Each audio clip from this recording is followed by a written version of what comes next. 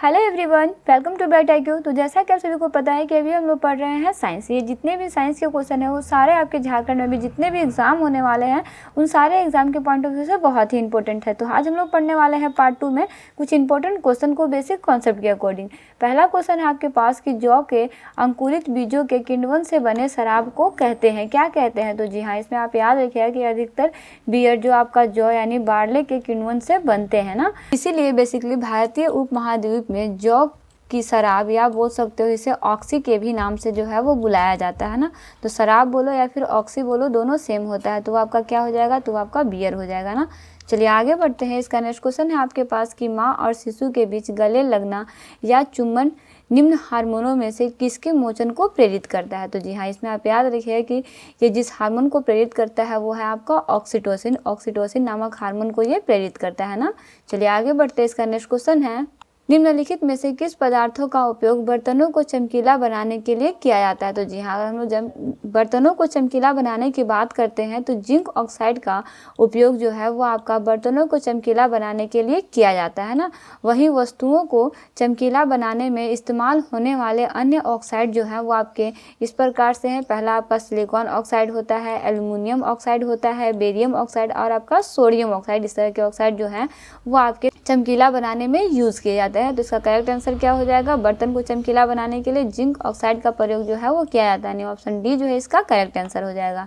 Next है आपके पास कि कच्ची चीनी को रंग विहीन करने हेतु जिस चारकोल का उपयोग किया जाता है वह है, बताइए किस चारकोल का उपयोग किया जाता है? तो जी हाँ, इसमें आपका एनिमल चारकोल यानी जंतु चारकोल का उपयोग जो है वो आपका कार्बनिक पदार्थों के विरंजन में किया जाता है ना। वहीं कच्ची चीनी को विरंगहीन करने में भी यह उपयुक्त होता है। याद रखिएगा, इन दोनों चीज़ों में याद रखिएगा किस किस में यूज किया जाता है इसका ना। चलिए वही नेक्स्ट आपके पास की ह्यूमस उदाहरण है, बताइए ह्यूमस किस चीज़ का उदाहरण है? तो जी हाँ, ह्यूमस जो है ना वो आपका जैविक मृदा कोलाइड का एक उदाहरण है, यानी क्या हो जाएगा आपका जैविक कोलाइड का ना, यानी ऑप्शन सी जो है इसका करेक्ट आंसर हो जाएगा।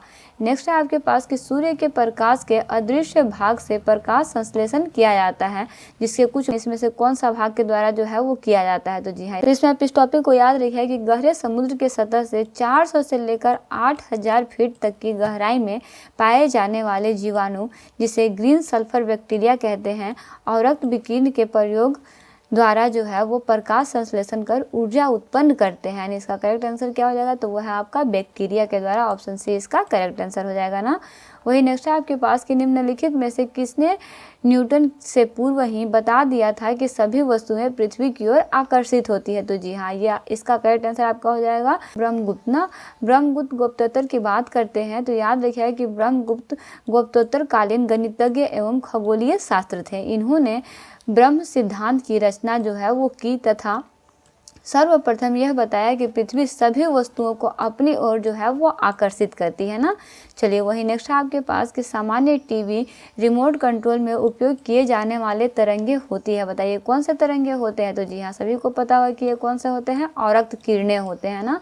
तो जी हाँ, इसमें अगर आप इस चीज़ को याद रखना आपको बहुत इंपॉर्टेंट है, बेसिक कॉन्सेप्ट को, जो है आपका कि सामान्यतः टेलीविज़न में रिमोट कंट्रोल में प्रयुक्त विद्युत चुंबकीय तरंगे जो है वो आपके औरत किरणें होती है, जो मैं आपको बता चुकी हूँ। वहीं इसमें आप याद रखिएगा कि रिमोट कंट्रोल केवल टेलीविज़न को ऑन ऑफ करने में ही नहीं बल्कि आपका ये चैनल हो गया, आवाज़ की तीव्रता हो गया, चित्र की गुणवत्ता आदि को भी नियंत्रण करने में प्रयुक्त किया जाता है ना। ये तो सभी को पता होगा, जेन्युइन क्वेश्चन है ना।